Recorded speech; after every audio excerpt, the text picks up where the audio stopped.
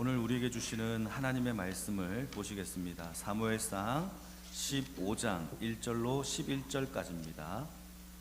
사무엘상 15장 1절로 11절까지 431면에 있습니다. 저와 함께 교독하시겠습니다. 사무엘이 사울에게 이르되 여호와께서 나를 보내어 왕에게 기름을 부어 그 백성 이스라엘 위에 왕으로 삼으셨은즉 이제 왕은 여호와의 말씀을 들으소서.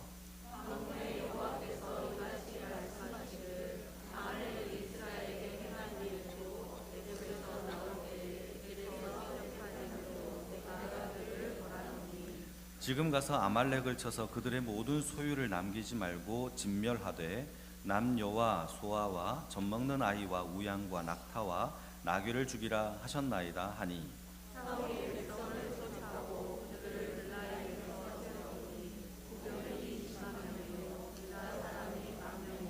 사울이 아말렉 성에 이르러 골짜기에 복병시키니라.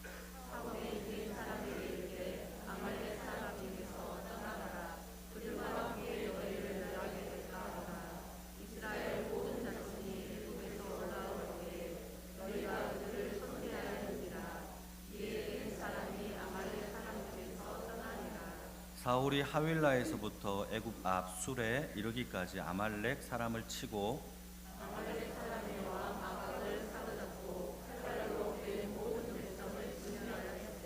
사울과 백성이 아각과 그의 양과 소의 가장 좋은 것 또는 기름진 것과 어린 양과 모든 좋은 것을 남기고 진멸하기를 즐겨 아니하고 가치 없고 하찮은 것은 진멸하니라. 같이 읽겠습니다. 내가 사울을 왕으로 세운 것을 후회하노니 그가 돌이켜 나를 따르지 아니하며 내 명령을 행하지 아니하였음이니라 하신지라.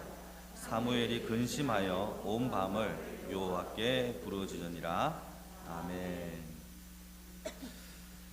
반갑습니다. 우리 옆에 있는 분들하고 한번 인사할까요? 예, 안녕하세요. 한번 인사하시고. 제가 보니까 여러분들 늘 앉는 자리에 앉는 것 같아요. 그 자리에 늘 앉으시는 것 같아요. 그래서 제가 누가 빠졌는지가 이게 보이거든요. 네, 참 신기하네요. 항상 그 자리를 앉고 싶은 것 같아요. 오늘은 죄와 거룩이라는 제목으로 두 번째 시간을 가지려고 합니다. 우리는 지난 시간에 사울이 이스라엘의 왕이 되자 사무엘을 통하여 하나님의 임무를 명령하시는 것을 우리가 배웠는데, 여러분 기억나십니까? 사울이 왕이 되자 하나님께 받았던 첫 임무가 무엇이었죠? 그것은 아말렉을 진멸하라라는 명령을 받았습니다.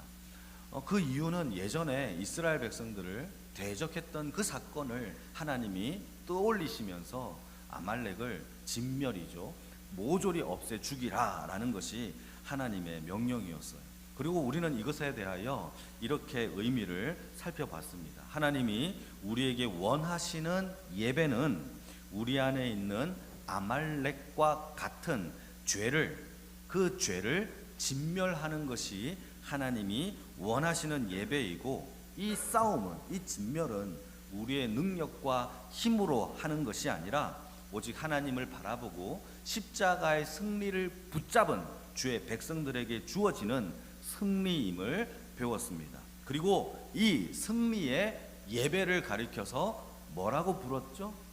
여호와 니시. 여러분, 여호와 니시 제일 중요합니다. 여호와 니시의 이름을 불렀어요. 그러니까 여호와 니시는 하나님 앞에 올려드린 승리의 제단입니다. 그러니까 예배는 승리예요. 승리가 제단이에요. 그게 예배입니다. 우리의 모든 예배 가운데 승리의 예배가 되기를 주님의 이름으로 축복합니다. 오늘은 지난 시간에 이어서 이 말씀을 조금 더 깊이 좀 묵상을 해보려고 합니다. 여러분 편안하게 들으시면 되겠습니다. 하나님이 이스라엘 백성들을 질문 던지겠습니다. 출애굽시키신 이유가 뭘까요? 제가 2023년도 예배라는 주제 앞에서 이 이야기를 참 많이 했어요. 우리 찬양대 엘리트들만 있는 것 같아요. 하나님이 출애굽을 시키신 이유가 뭐냐? 바로 그것은 하나님이 이스라엘 민족을 택하여 그들을 예배하는 백성으로 삼기 위하여 그들을 출애굽 시키셨다라는 사실이에요. 내가 광야에서 이들을 통하여 제사 예배하게 하겠다. 이게 아버지의 뜻이었어요. 하나님의 뜻이었어요. 그런데 여러분 중요한 게 하나 있어요. 하나님께서 이스라엘 백성들을 출애굽 시키기 전에 하나님이 이스라엘 백성들에게 먼저 하신 게 있어요. 여러분 이건 좀 어렵죠? 하나님이 이스라엘 백성들에게 구원 주기 전에, 출애굽 시키기 전에 이스라엘 백성들에게 먼저 하신 작업이 있는데 그게 무엇인지 아십니까? 하나님은 이스라엘 백성들을 구원 전에 먼저 그들을 나의 아들, 내 장자로 먼저 세워요. 참 신기하죠? 한번 읽어볼까요? 출애굽기 4장 22절 23절입니다. 같이 한번 읽겠습니다. 시작. 너는 바로에게 이르기를 여호와의 말씀에 이스라엘은 내 아들 내 장자라. 내가 내게 이르기를 내 아들을 보내주어 나를 섬기게 하라 하여도 네가 보내주기를 거절하니 내가 너 아들 내 장자를 죽이리라 하셨다라는 거죠. 이스라엘 민족을 나를 섬기게 예배하게끔 하기 위하여 광야로 보내라 라고 하는데 누가 거절했죠? 바로 왕이 거절해서 하나님이 어떻게 한다고 하셨죠? 너의 아들 너의 장자 바로의 왕자를 하나님이 죽이시겠다라고 선언한 겁니다. 그러니까 출애굽 사건은 하나님이 이스라엘 백성들을 먼저 자기 아들 자기 장자라고 선언한 상태에서 출애굽 구원을 하신 사건이고, 약속의 땅, 하나님이 약속하신 가나안 땅으로 이끄시는 과정 속에서 누가 등장하느냐? 아말렉이 등장하여 이스라엘 민족의 약하고 뒤처지고 부족하고 나약한 자들을 죽인 사건이 아말렉의 공격이에요. 그러니까 이것을 은밀히 생각을 해보게 되면 여러분, 이스라엘 백성들을 공격한 것은 하나님이 규정하신 아들을 공격한 것이고, 하나님이 가나안 땅으로 이끄시는 그 구원의 역사를 대적한 사건이 아말렉의 공격이에요. 그러니까 여러분, 아말렉을 하나님이 그토록 미워하시는 이유를 우리는 이해가 돼요. 그러니까 아말렉을 단순히 이스라엘을 공격했다, 그 이상의 의미가 되는 겁니다.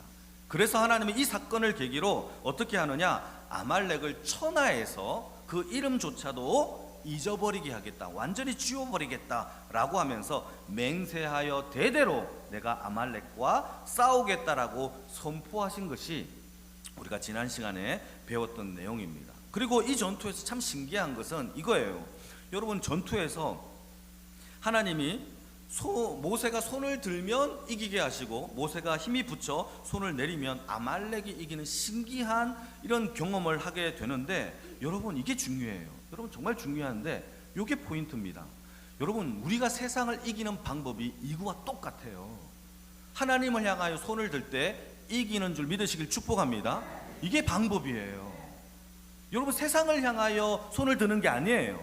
하나님을 향하여 손을 드는 자는 승리가 되는 줄 믿으시길 축복합니다. 이게 우리가 싸워야 될 싸움입니다. 모세가 했던 싸움이에요. 왜요? 하나님이 대대로 하나님이 싸우시겠다라고 선언하셨거든요. 그러니까 우리가 하나님을 향하여 손을 들 때에 이것이 세상을 이기는 하나님의 승리의 방법인 줄 믿으시길 축복합니다. 근데 문제가 있어요. 모세는 나이가 80이 넘었어요. 고령의 나이죠. 손을 드는 것이, 장시간 드는 것이 붙여요, 힘이. 그러니까 자꾸 내려오죠. 그때 하나님이 누구를 보내시느냐? 조력자를 보내세요. 아론과 훌을 보내셔서 두 팔을 양쪽에서 도와줍니다. 들 수 있도록. 그래서 날이 새도록, 해가 떨어지도록 이 손이 내려오지 않아서 아말렉을 이겼다라는 것이 승리의 이야기가 성경의 이야기입니다. 근데 여기에서 좀 이상한 점이 하나 발견되는데, 그것은 여러분 한번 생각해 봅시다. 하나님이 아말렉을 그토록 싫어하시고 맹세하여 아말렉을 내가 대대로 싸우겠다라고, 진멸하겠다라고 하나님이 선언하셨다면, 지금 당장 애굽이나 서방의 강력한 군대를 이끌어서 그 당장 쳐 부수면 되잖아요. 그런데 하나님은 그렇게 하지 않으셨어요. 오히려 오늘 본문 사무엘상 15장의 말씀을 보게 되면 무려 430년이나 지났어요. 430년이나 지난 긴 시간 이후에 이스라엘의 초대 왕 사울 왕이 등극하자 하나님이 다시 그 사건을 기억을 떠올리시면서 아말렉을 진멸할 것을 요구하고 있다라는 사실이 이상한 점이에요. 여러분, 오늘은 이 부분을 조금 더 묵상하려고 합니다. 이것이 우리가 받은 구원과 너무 닮아 있다라는 사실이에요. 여러분, 우리의 구원도 한번 살펴볼게요. 우리가 하나님께서 우리를 십자가에서 구원하시기 전에 잘 생각해야 됩니다. 우리가 십자가에서 구원받기 전에 하나님이 우리를 향하여 먼저 하신 작업이 있어요. 그 작업이 무엇인지 아십니까? 그 작업도 하나님이 태초 전부터 우리를 하나님의 기쁘신 그 뜻대로 예수 안에서 우리를 아들들로 삼았대요. 할렐루야. 한번 읽어볼까요? 여러분, 에베소서 1장 4절 5절인데요 같이 읽겠습니다. 시작. 우리를 택하사 우리로 사랑 안에서 그 앞에 거룩하고 흠이 없게 하시려고 그 기쁘신 뜻대로 우리를 예정하사 예수 그리스도로 말미암아 자기의 아들들이 되게 하셨대요.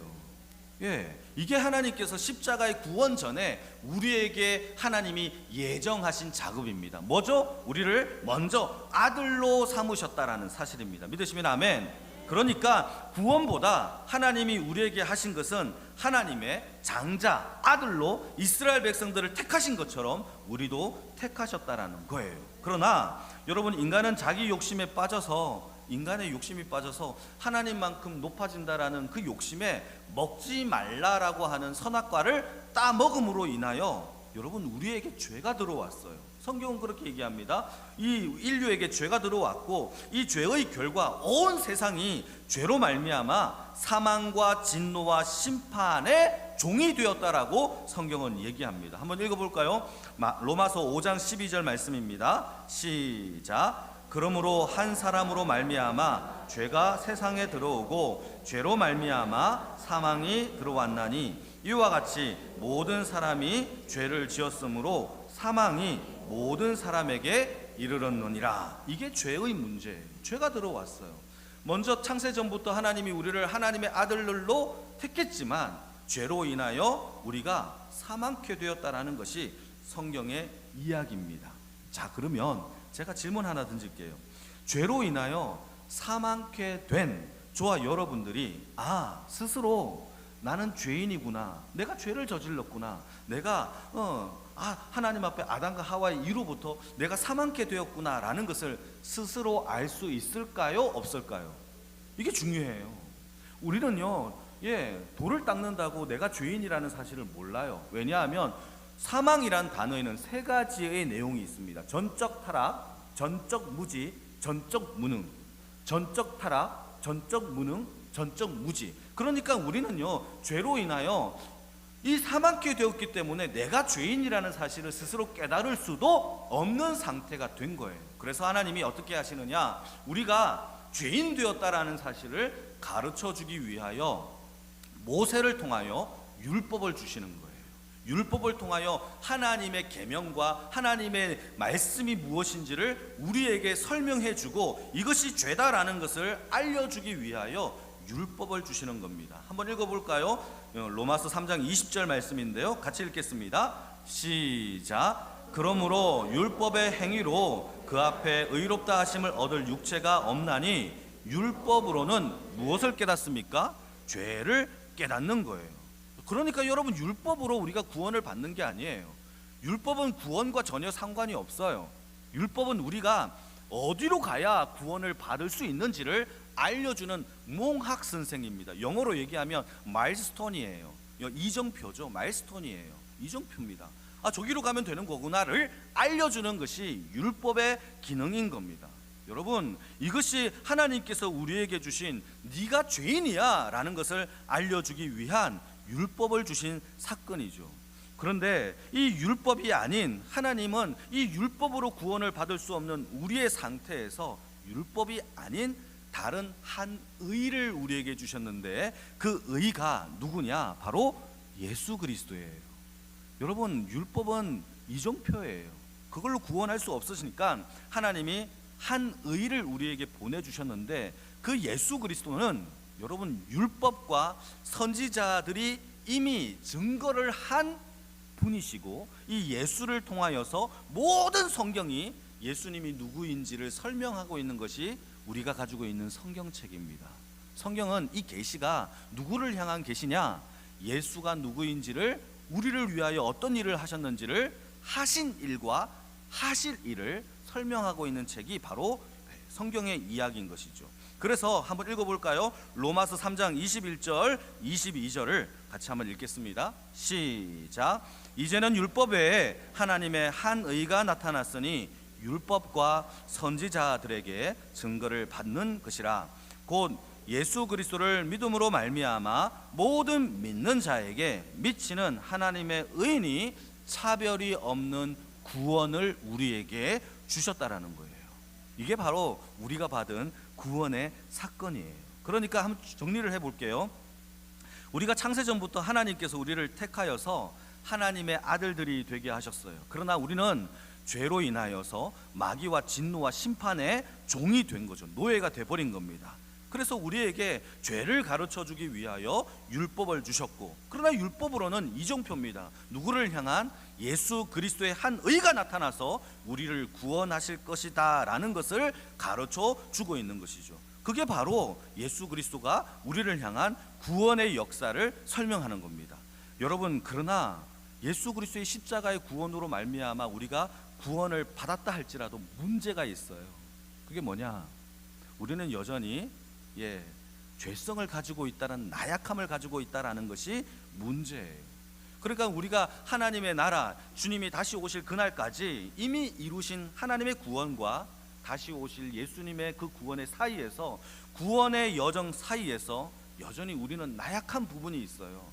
각자마다 다 다를 겁니다. 그 나약한 부분이 뭔지 모르겠어요. 어떤 사람은 성품, 어떤 사람은 돈, 어떤 사람은 자존심, 어떤 사람은 여러 가지가 될 수 있겠죠. 그렇게 자기에게 나약하고 뒤처지고 부족하고 뒤처진 부분이 분명히 있단 말이죠. 마귀는요, 우리의 그 나약한 뒤처진 부분을 공격한단 말이에요. 공격하여 결국 우리를 무너뜨리고 하나님과의 관계 속에서 끊어버리게 하는 것이 마귀가 하려고 했던 이 아말렉의 이 전쟁과 비슷하다라는 것이 성경의 이야기입니다. 한번 읽어볼까요? 로마서 8장 34절입니다. 같이 읽겠습니다. 시작. 누가 우리를 그리스도의 사랑에서 끊으리요? 환난이나 곤고나 박해나. 좀 다르네요. 제가 읽겠습니다. 아마 제가 실수했을 겁니다. 자막은 실수 안 하는 것 같아요. 제가 읽겠습니다. 누가 우리를 그리스도의 사랑에서 끊으리요? 환난이나 공고나 박해나 기근이나 적신이나 위험이냐 칼이냐. 여러분, 어떤 그 무엇으로도 하나님의 사랑과 그리스도의 사랑에서 끊을 수 있다라는 거예요? 없다라는 거예요? 없다라는 거예요.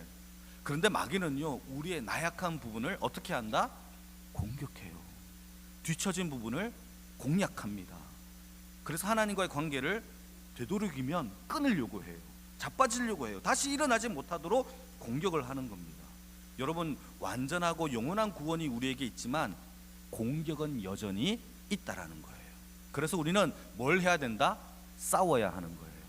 무엇과? 나의 죄와 나의 아말렉과 싸워야 한다라는 것이 성경의 이야기입니다. 여러분, 근데 이 싸움은 우리가 착각하면 안 돼요. 우리의 싸움은 혈과 육의 싸움이 아니거든요. 나를 괴롭히는 사람이, 저는 A이고 B가 있다라고 가정해 봅시다. B가 저를 자꾸 괴롭힙니다. 그러면 우리의 싸움은 B를 향하여 싸우는 거예요. 여러분, 그게 아니래요. 세상의 부족함으로 인하여 내가 힘들다면 우리는 세상과 싸우느냐? 그게 아니에요. 우리의 싸움은 혈과 육의 육탄전의 싸움이 아니라 하나님이 맹세하신 하나님의 싸움에 동참하는 것이 우리가 해야 할 싸움이라는 사실인 줄 믿으시길 축복합니다. 그러니까 우리가 싸워야 될 싸움은 하나님을 붙잡는 싸움이고 하나님을 바라보는 싸움이에요. 이게 성경에 나옵니다. 여러분, 요한복음 15장에 보게 되면 자막은 없습니다. 이렇게 말하고 있습니다. 나의 사랑 안에 거하라. 하나님 사랑 안에 거하라. 하나님께 붙어 있으라. 이것이 우리가 해야 될 싸움이래요. 하나님의 사랑 안에 자꾸 들어가려고 하는 것, 이게 우리가 해야 될 싸움이에요. 히브리서 12장에는 이렇게 얘기합니다. 믿음의 주요 또 온전케 하신 예수님을 바라보는 싸움이 우리가 해야 할 싸움이라는 거죠. 혈과 육의 싸움이 아니에요. 여러분, 예수님을 자꾸 바라보는 싸움을 하시기를 축복합니다. 자꾸 세상을 바라보니까 절망하고 원망하잖아요. 나를 괴롭히는 사람 때문에 자꾸 낙심하잖아요. 그 시선이 주께로 돌리는 그 싸움에 승리의 깃발을 꽂는 것이 여호와 니시예요. 그게 예배인 거죠. 여러분, 이게 성경에서 이야기하는 겁니다. 세상 안에 거하는 것이 아니라, 세상을 바라보는 것이 아니라 주를 바라볼 때 예수님의 승리가 내 승리가 되고, 예수님의 권능이 내 권능이 되고, 예수님의 자리가 내 자리가 돼요. 할렐루야. 예수님의 소망이 내 소망이 되는 그 놀라운 역사가 여러분 내 싸움이 아니에요. 이미 이기신 예수님을 붙잡고 살아갈 때에 놀라운 역사가 일어나는 줄 믿으시길 축복합니다. 이게 모세가 손을 들면 이기고 모세가 손을 내리면 지는 것과 뭐가 다를 바가 있겠습니까?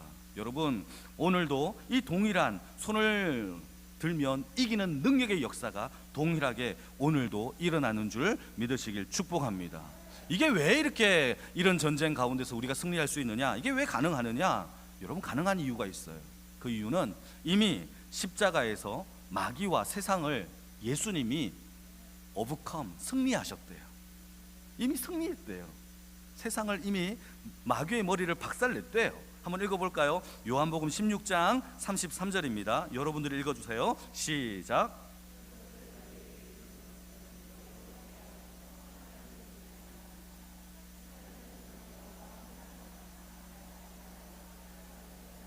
내가 세상을 이기었노라. 여러분, 누가 이겼죠? 예수님이 세상을 이미 이기셨대요. 죄를 하나님이 예수 그리스도로 말미암아 이미 승리하신 줄 믿으시길 축복합니다. 그러니까 우리가 싸워야 될 싸움은 육탄전이 아니에요. 사람에 대하여, 세상을 향하여, 우리의 삿대질하는 사람들에게 향하여 하는 싸움이 아니라 우리의 죄성, 우리의 나약함, 우리의 뒤처진 거에 대하여 십자가에 못 박고 내가 그리스도의 사람이 되었다라고 아말렉을 진멸하는 싸움이 우리에게 있는 진정한 싸움이 되는 줄을 믿으시길 축복합니다.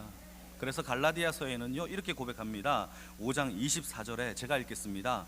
그리스도 예수의 사람들은 육체와 함께 그 정욕과 탐심과 내 나약함과 부족함을 다 십자가에 못 박앗돼요. 과거형입니다. 이게 바로 승리죠. 여러분, 그 승리의 능력이 있기를 축복합니다. 참 마귀는 우리를 참 잘 속입니다. 너무 잘 속여요. 우리가 불행하다, 우리가 참 나는 왜 이렇게 불행한 삶을 살까, 이런 불행에 대하여 마귀는 우리가 다른 사람들보다 덜 가진 것으로 착각하게 만들어요. 저 사람보다 내가 돈이 조금 없어서, 저 사람보다 내가 공부를 못해서, 저 사람보다 내가 키가 작아서, 이런 것으로 불행이 찾아온다라고 자꾸 착각하게 만듭니다. 그러나 성경은 우리의 불행을 그렇게 설명하고 있지 않아요. 어떻게 설명합니까? 그건 죄 때문이래요. 우리가 하나님 앞에서 단절되고 하나님 앞에서 끊어진 상태에서 들어오는 불행이 우리의 불행이다라고 성경은 얘기하는 것이지, 여러분, 우리가 덜 가졌고 더 가졌기 때문에 행복과 불행이 찾아오는 것이 아니라는 겁니다. 사랑하는 성도 여러분, 우리가 이것을 놓치면 안 돼요. 여러분, 우리가 하나님을 붙잡고 하나님 안에서 이 죄의 문제가 해결될 때 진정한 행복이 우리 안에 찾아오는 줄 믿으시길 바랍니다. 만약에 죄가 소스라치게 너무나 징그럽고 더럽고 싫은 것이라면 누가 죄를 짓겠습니까? 아무도 죄를 짓지 않겠죠. 보기만 해도 소스라치면서 너무 징그러워, 이렇게 죄를 짓겠습니까? 그런데 성경에는요, 죄에 대하여 죄는 짓는 즐거움이 있대요. 죄는 낙이 있대요. 한번 읽어볼까요? 히브리서 11장에 나오는데 24절 25절 모세에 대한 이야기입니다. 같이 읽겠습니다. 시작. 믿음으로 모세는 장성하여 바로의 공주의 아들이라 칭함받기를 거절하고 도리어 하나님의 백성과 고난받기를 잠시 죄악의 낙을 누리는 것보다 더 좋아했대요. 성경이 뭐라고 얘기하죠? 죄악의 즐거움을 누리는 것보다 모세는 무엇을 택했느냐? 백성들과 함께 고난을 받겠다라는 것을 택했다라는 것이죠. 여러분, 죄에도 즐거움이 있어요. 그러니까 죄 짓는 즐거움 때문에 우리의 인생 가운데 죄가 끊이지 않고 계속 만들어지는 것이 우리 인생 가운데 죄가 끊이지 않는 이유라는 사실이죠. 그래서 우리가 나약하고 죄의 즐거움 때문에 무너지고 자빠지는 것 때문에 하나님은 우리를 돕는 조력자를 보내주셨어요. 그 조력자가 누구죠? 성령 하나님이에요. 우리의 나약하고 부족한 이 조력자, 이 성령님이 오셔서 우리의 나약한 부분을 도우신다라는 사실을 믿습니다. 모세는 80세에 손이 너무나 힘이 드니까 자꾸 내려온 것처럼, 아론과 홀을 보내신 것처럼 우리에게는 영원한 생명 되신 성령 하나님을 우리에게 보내주셔서 우리의 연약함을 도우시고 기도할 바를 간구하게 하신 것이 성경의 역사예요. 한번 읽어볼까요? 로마서 8장 26절입니다. 시작. 이와 같이 성령도 우리의 연약함을 도우시나니 우리는 마땅히 기도할 바를 알지 못하나 오직 성령이 말할 수 없는 탄식으로 우리를 위하여 친히 간구하시느니라. 우리의 조력자이신 성령님이 날마다 우리를 위하여 간구하는 줄 믿습니다. 그래서 승리죠. 승리가 안 될 수 없죠. 왜냐하면 하나님이 우리 안에서 우리를 도우시는데, 우리는 그저 세상을 향하여 손을 드는 것이 아니라 하나님을 향하여 손을 드는 주의 백성이 되기를 축복합니다. 그래서 우리의 구원은 이미 이루신 십자가의 완전한 구원과 주님이 다시 오실 때까지 그 기다리면서 우리 안에 나약하고 뒤처진 이 죄와 싸우는 것을 가리켜서 신앙생활이라고 부르는 거예요. 다시 말해서 죄는 이기고 거룩은 이루어가는 삶이 예배의 역사라는 것이죠. 이것을 다른 말로 한마디로 얘기하면 그게 여호와 니시의 삶이에요. 승리와 예배가 함께 공존하는 단어, 여호와 니시. 여러분, 니시라는 단어가 무슨 뜻이죠? 깃발이라는 뜻이에요.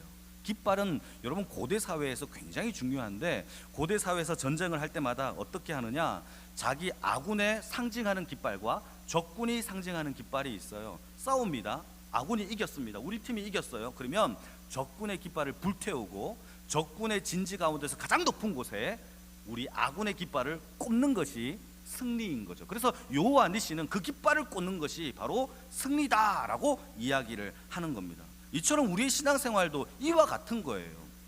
우리의 죄의 영역, 나약했던 능력 가운데 하나님의 승리의 영역이 점차 많아지고 늘어나는 것이 하나님의 도성으로 만들어가는 것이 신앙생활이에요. 예전에는 돈이 주인이었던 내 삶에 하나님의 여호와 니시의 역사가 일어나는 것, 하나님이 주인으로 바뀌어지는 것, 이게 바로 예배생활이라는 사실입니다. 내 고집, 내 아집, 내 직장, 이 모든 것들이 나의 주인이었던 것들이 하나님의 나라가 확장되고 여호와 니시로 예배되어지는 것, 이게 바로 하나님께서 꿈꾸시는 예배자의 모습인 줄 믿습니다.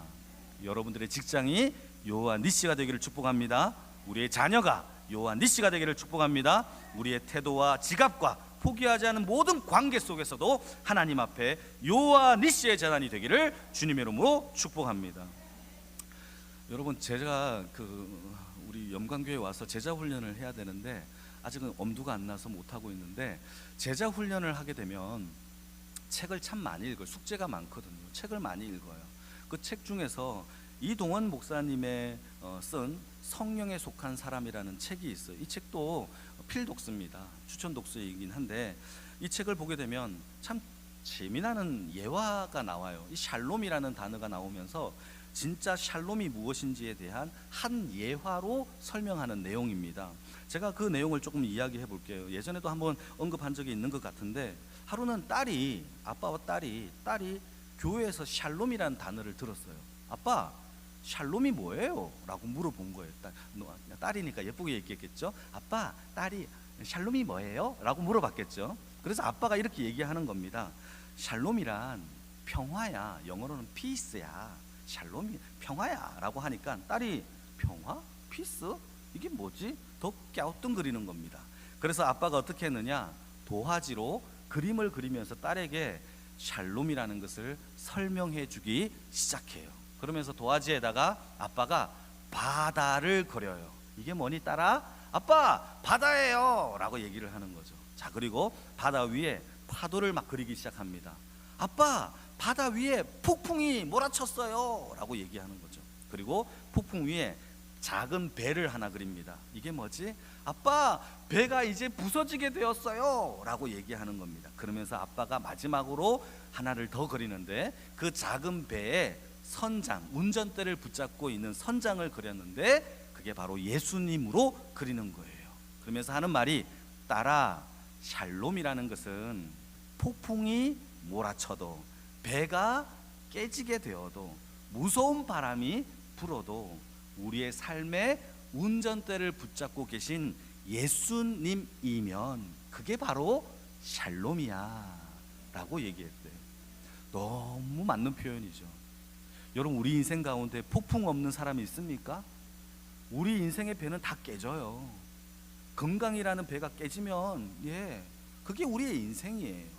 이 땅에는요, 샬롬, 평강, 어떤 그 무엇으로도 구할 수 없어요. 그러니까 우리는 자꾸 배를 봐요. 깨지고 있네. 날씨를 봐요. 바람이 부네. 폭풍을 봐요. 폭풍이네. 그러니까 자꾸 원망과 불평이 나요. 무엇을 봐야 되죠? 운전대를 붙잡고 있는 예수님을 바라보면 샬롬이 이루어지는 거예요. 왜 자꾸 불평합니까? 왜 자꾸 배만 봅니까? 이게 저의 인생이었어요.